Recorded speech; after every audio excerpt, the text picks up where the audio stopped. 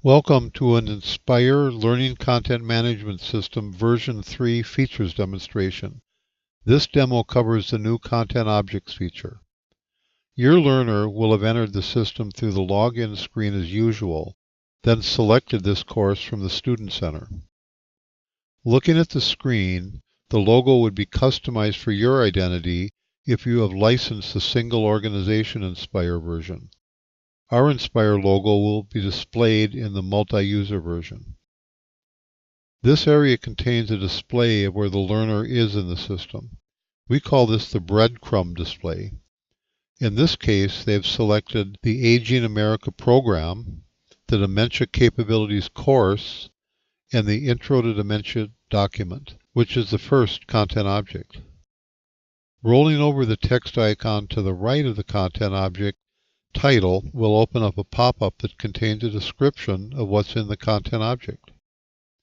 The controls on the far right will allow the user to toggle between content objects.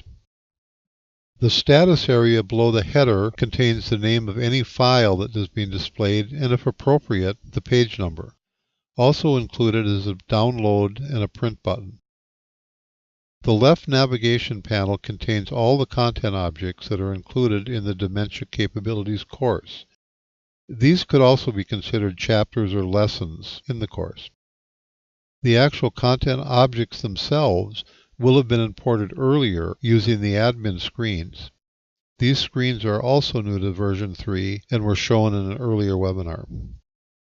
The first content object shown is the Intro to Dementia document.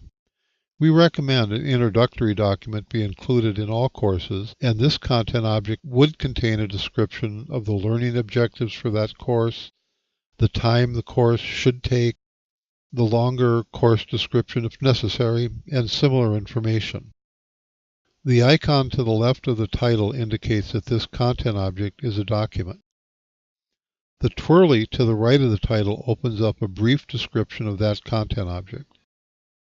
Other content objects are listed below, and the status displays indicate if the object has been reviewed yet or not. To review another content object, we click on it, then click the Revisit Module button. In this case, the button says Revisit because we've already reviewed it. We also get a warning because we are leaving another content object that is in progress. The new content object opens. In this case, it's a complete e-learning module, and the built-in controls within that module will provide the navigation.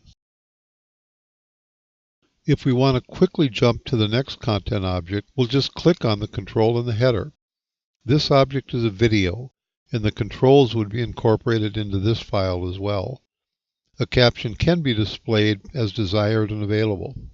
In addition to the Acrobat document, the SCORM e-learning module, and the video content object types that we've seen, we can include a mastery test as shown here, or another application type, such as a PowerPoint presentation, an audio file, a chat application, or a webinar. Learner tracking functionality is enabled on all the content objects, so learner progress reports can be generated from the existing administrative screens. Finally, there's a Resources tab. This area can include documents, quick start guides, procedure manuals, codes, really any document or item you feel would be helpful to the learner as they progress through your training. This area, as in the content object area, is scrollable to display all the included items. The content objects feature is in development right now and will be available for use in the second quarter of this year. Additional Inspire version 3 features will be presented in future webinars. For additional information, contact us.